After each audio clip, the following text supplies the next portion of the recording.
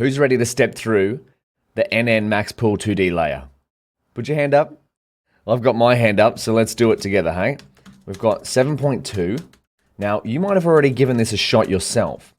Stepping through NN Max Pool 2D.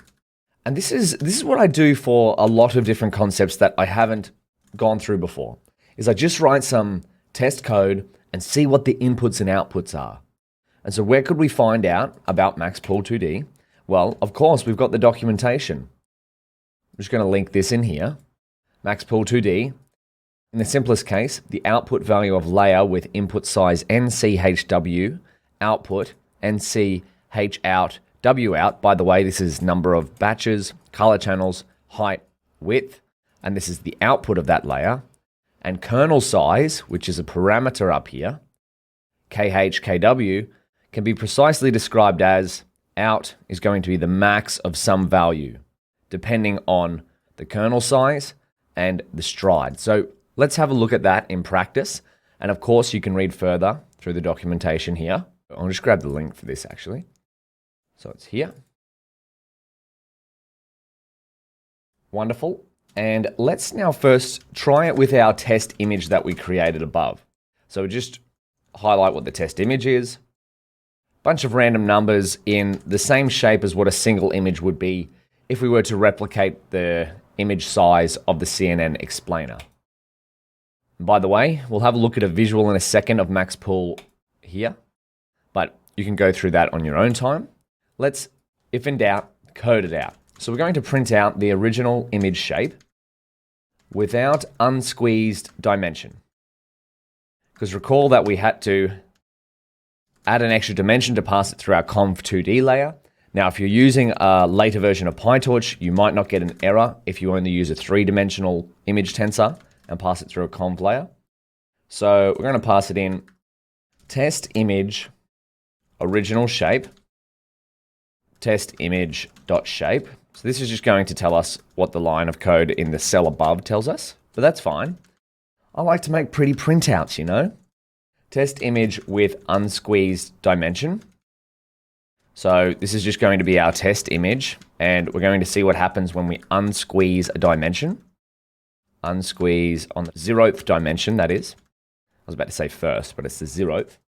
Now we're going to create a sample NN Max Pool 2D layer. Because remember, even layers themselves in torch.nn are models of their own accord. So we can just create a single, this is like creating a single layer model here. We'll set the kernel size equal to 2. And recall, if we go back to CNN Explainer, kernel size equal to 2 results in a 2x2 square, a 2x2 kernel that's going to convolve over our image, like so. And this is an example input and example output. And you can see the operation that max pooling does here. So just keep that in mind as we pass some sample data through our max pool layer. And now let's pass data through it. Or actually, we'll pass it through just the conv layer first. Through just the conv layer. Because that's sort of how you might stack things. You might put a convolutional layer and then a max pool layer on top of that convolutional layer. So test image through conv. We'll create a variable here, equals our conv layer.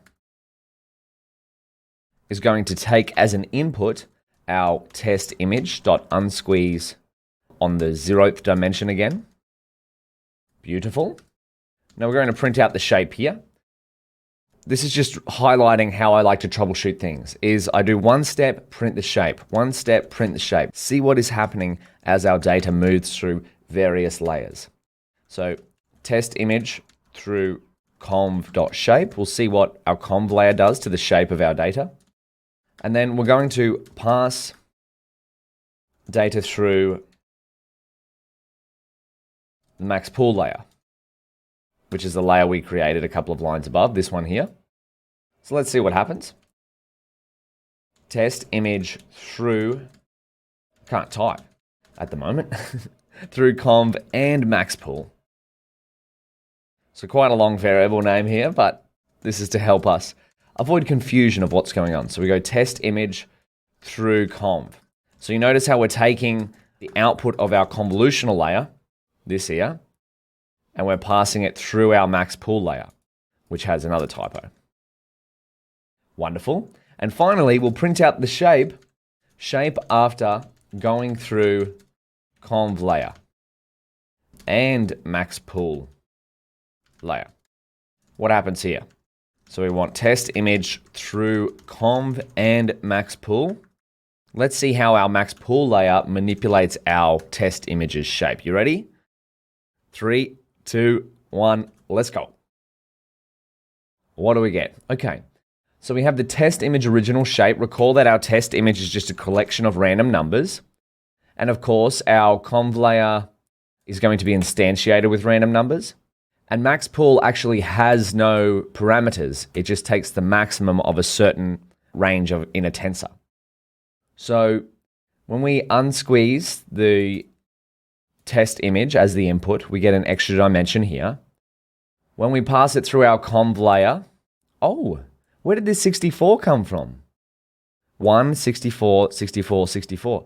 Let's go back up to our conv layer. Do you notice how that we get the 64 there because we changed the out channels value? If we change this back to 10, like what's in the CNN explainer model, 1, 2, 3, 4, 5, 6, 7, 8, 9, 10, what do you think will happen there? Well, we get a little highlight here, 10. Then we keep going. I'll just get rid of this extra cell. We don't need to check the version anymore. We'll check the test image shape, still 364, 64. But then as we pass it through the conv layer here, we get a different size now. So it originally had 3 channels as the input for color channels, but we've upscaled it to 10 so that we have 10 hidden units in our layer. And then we have 64, 64. Now, again, these shapes will change if we change the values of what's going on here. So we might put padding to 0. What happens there? Instead of 64, 64, we get 62, 62. And then what happens after we pass it through the conv layer and then through the max pool layer? We've got 1, 10, 64, 64, and now we have 1, 10, 32, 32. Now, why is that? Well, let's go back into the CNN explainer, jump into this max pool layer here. Maybe this one because it's got a bit more going on. Do you notice on the left here is the input? And we've got a 2x2 kernel here. And so the max pooling layer, what it does is it takes the maximum of whatever the input is. So you'll notice the input is 60-60 in this case, whereas the output over here is 30-30. Now, why is that? Well, because the max operation here is reducing it from section of 4 numbers. So let's get one with a few different numbers. There we go, that'll do. So it's taking it from 4 numbers and finding the maximum value within those 4 numbers here. Now, why would it do that? So, as we've discussed before, what deep learning neural network is trying to do, or in this case a CNN, is take some input data and figure out what features best represent whatever the input data is and compress them into a feature vector that is going to be our output. Now, the reason being for that is because you could consider it from a neural network's perspective is that intelligence is compression. So you're trying to compress the patterns that make up actual data into a smaller vector space, go from a higher dimensional space to a smaller vector space in terms of dimensionality of a tensor. But still, this smaller dimensionality space represents the original data and can be used to predict on future data. So that's the idea behind max pool is, hey, if we've got these learned features from our convolutional layers, will the most important patterns stay around if we just take the maximum of a certain section? So do you notice how the input here, you can still see the outline of the car here, albeit a little bit more pixelated, but just by taking the max of a certain region, we've got potentially the most important feature of that little section. And now, of course, you could customize this value here. When we create our max pool layer, you could increase the kernel size to 4x4. What do you think will happen if we can increase it to 4? So here we've got a 2x2 kernel. If we increase it to 4x4, what happens? Do you notice that we've gone from 62 to 15? We've essentially divided our feature space by 4. We've compressed it even further. Now, will that work? Well, I'm not sure. That's part of the experimental nature of machine learning, but we're going to keep it at 2 for now. And so this is with our tensor here, 64, 64. But now let's do the same as what we've done above, but we'll do it with a smaller tensor so that we can really visualize things. And we're going to just replicate the same operation that's going on here. So let's go here. We'll create another random tensor. We'll set up the manual seed first. And we're going to create a random tensor with a similar number of dimensions. Now recall, dimensions don't tell you, so this is a dimension. 1, 3, 64, 64. That is a dimension. Now dimensions can have different values within themselves. So we want to create a 4-dimensional tensor to our images. So what that means is, let me just show you. It's way easy to explain things when we've got code. Is torch.randn, and we're going to set it up as size equals 1, 1, 2, 2. We can have a look at this random tensor. It's got 4 dimensions. 1, 2, 3, 4. So you could have a batch size, color channels, and height, width. A very small image, but it's a random image here. But this is quite similar to what we've got going on here, right? 4 numbers. Now, what do you think will happen if we create a max pool layer, just like we've done above? Create a max pool layer. So we'll go max pool layer. Just repeating the code that we have in the cell above, that's all right. A little bit of practice.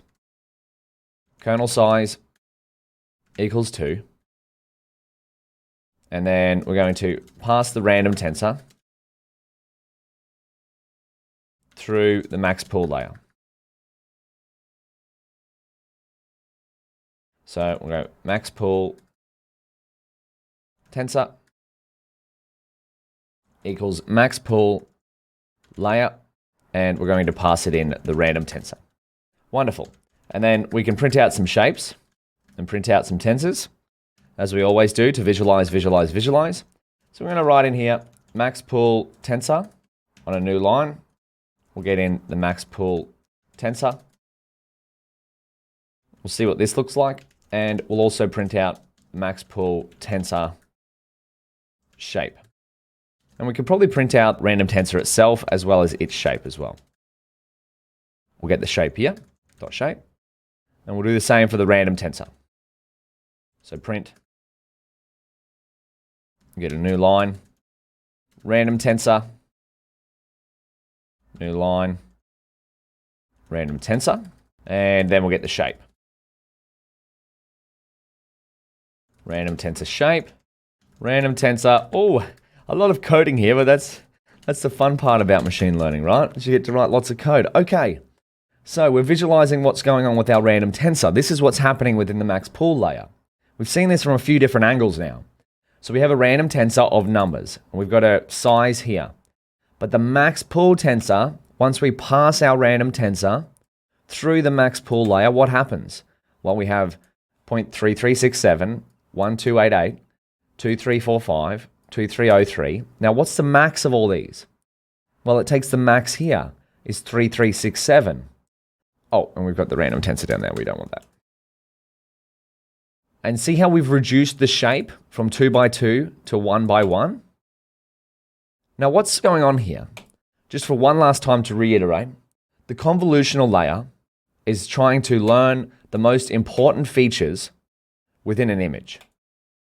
So if we jump into here, now what are they? Well, we don't decide what the convolutional layer learns. It learns these features on its own. So the convolutional layer learns those features. We pass them through a ReLU, nonlinear activation, in case our data requires nonlinear functions. And then we pass those learned features through a max pool layer to compress them even further. So the convolutional layer can compress the features into a smaller space, but the max pooling layer really compresses them. So that's the entire idea. One more time, we start with some input data, we design a neural network, in this case a convolutional neural network, to learn a compressed representation of what our input data is, so that we can use this compressed representation to later on make predictions on images of our own. And in fact, you can try that out if you wanted to. Click here and add your own image. So I'd give that a go. That's your extension for this video. But now we've stepped through the Max-Pool 2D layer and the Conv 2D layer. I think it's time we started to try and use our tiny VGG network. This is your challenge, is to create a dummy tensor and pass it through this model. Pass it through its forward layer and see what happens to the shape of your dummy tensor as it moves through conv block 1 and conv block 2. And I'll show you my trick to calculating the in features here for this final layer, which is equivalent to this final layer here. I'll see you in the next video.